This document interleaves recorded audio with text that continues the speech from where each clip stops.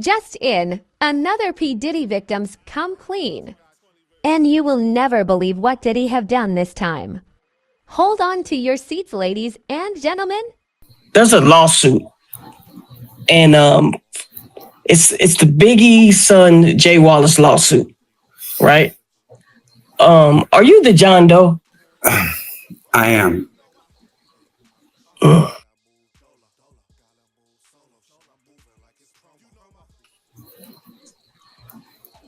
So let's, if you remembered from our interviews in the past, I would talk about, CJ Wallace working with Biggie's son, Right. with CJ Wallace working with Diddy and all that. And I think I did one interview where I was like, they need to look into CJ Wallace more, the feds. Remember I said that on your show?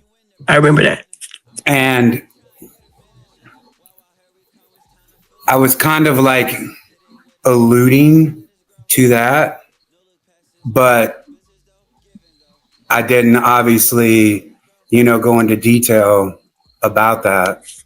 And I would see like, some of the comments on all the different platforms that I did, they'd always be like, seems like he's hiding something. It seems like, there's more to the story. And that's what it was. So, I got a law firm, the Dordick law firm.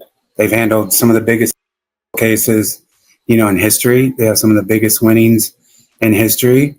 And we filed the civil lawsuit against Willie Mack, Sean Combs, against CJ Wallace,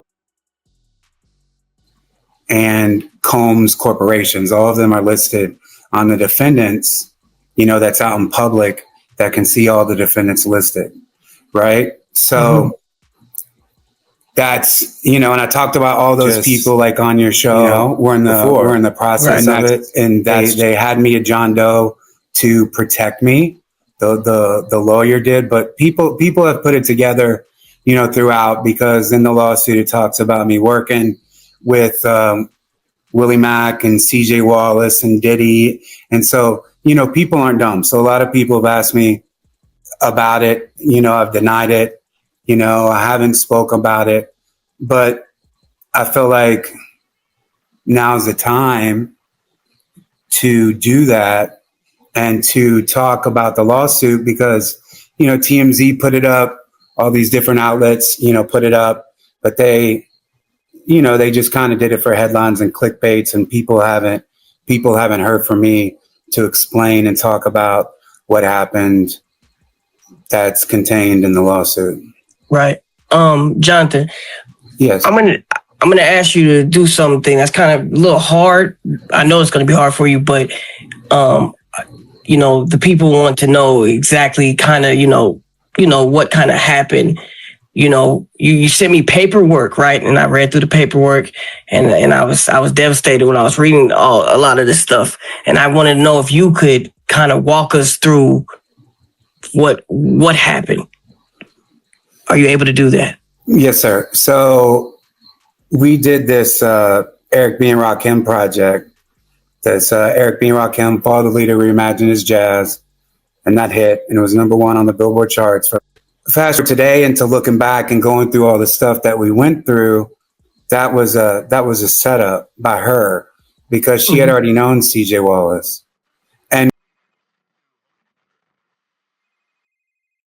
And we did this interview that you can see during the pandemic. It's still online, with me, CJ Wallace, Willie Mack, and Sarah Rush.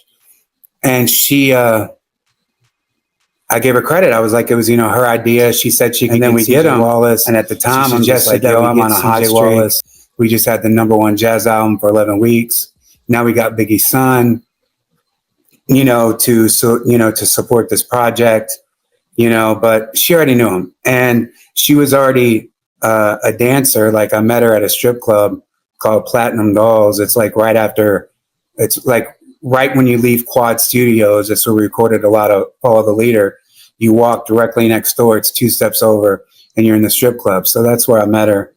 And, I'm sure she finessed me, whatever, and I was a sucker. But over like a 2-week period, we were at the Williamsburg Hotel, and that's when she suggested this idea about doing Biggie.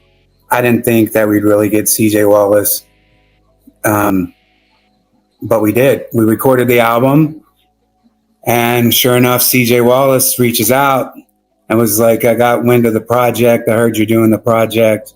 We're a big fan of Eric B. Rakim. My dad, Biggie, the Notorious Big, was a big fan of Eric B. Rakim. We love what you're doing. We'd love for you to come out to Los Angeles. So we go to Los Angeles, right? I rented this big house, had a recording studio in the bottom, and we meet with CJ, we meet with Willie, the vibes are good. And then they want us to meet at this warehouse.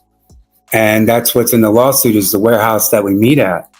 And so we're there for about 2 hours, and we're listening to the music, we're doing photo shoots, we're partying, and we're just, chilling. And then Diddy shows up.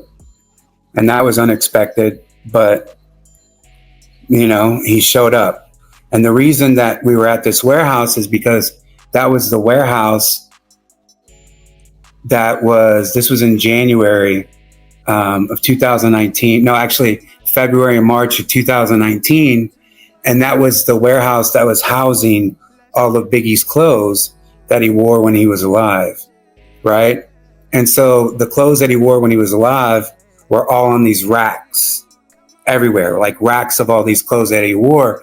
And the reason that they were there is because they were donating them to the Rock and Roll Hall of Fame, which he was being inducted in November of 2020. So there was all Biggie's clothes. We're going through all these artifacts. I'm blown away. And CJ even says, yo, you should wear one of my dad's original jerseys. So obviously that was an honor. Here we are doing this Biggie project. And now I put on like some of his original garments, and we did some photo shoots and everything else. Well, so when Puffy comes in, he's like going through the clothes, and he was like, nah, you should do this one, almost like a stylist.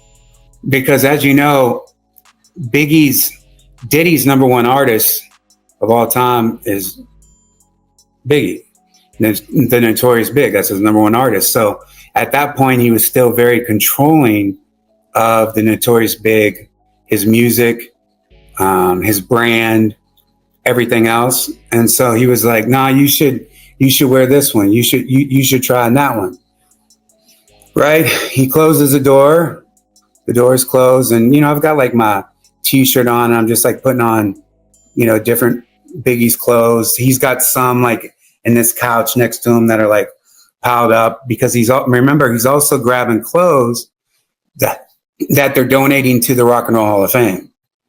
Right? So he's got all these clothes on there, and I'm just looking through everything, not all the different clothes, just blown away by, what I'm looking at, an artist that has passed, one of the most historical artists of all time, the greatest bisexual rapper of all time is Biggie Smalls. And so I'm going through all those clothes, and I hear Diddy on his phone, and I didn't know if he was on FaceTime or whatever, but I could hear like, it sounded like, right? And so I'm just like, I'm not trying to like stare over at him and look over at him and all that type shit, right? So I'm just kind of minding my business, but also kind of in tune to what Diddy's doing. Everybody's out in the other, rooms. The music is playing loud, that we did. And it's just Diddy and I in this room with all of Biggie's clothes. Next thing you know, it's like I look over, and it's like this dude is looking on his phone, and he's like jerking off underneath one of the shirts. So I'm just kind of tripping, like, nah, maybe he's scratching himself. Maybe he's, it can't be what's going on. But sure enough, that's what he's doing, because he's like, as he's getting into it, he's like, yo, bro, finish me off. Just like, nah. So, he finishes off into Biggie's one of Biggie's garments that he wore, and like a nut towel or something. And then he does his thing, and he walks over and he throws that on my arm, and I'm just like, holy shit. And he's like, rest in peace, Biggie, and walks out and laughs.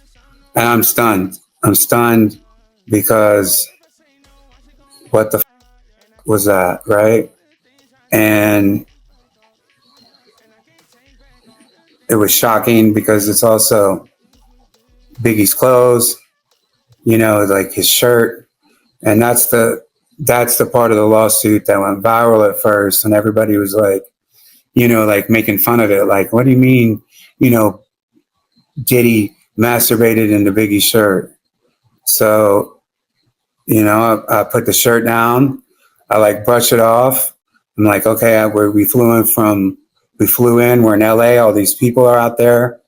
And I go out there, I see my girl. And at that point, I'm just like stunned. She's like, what's wrong? I don't tell anything. I'm like, I'm going to go outside and smoke a cigarette. I'm outside smoking a cigarette, just trying to keep my composure because I'm thinking about the project that we've done, the album that was finished. I didn't really know what to do. So I didn't do anything.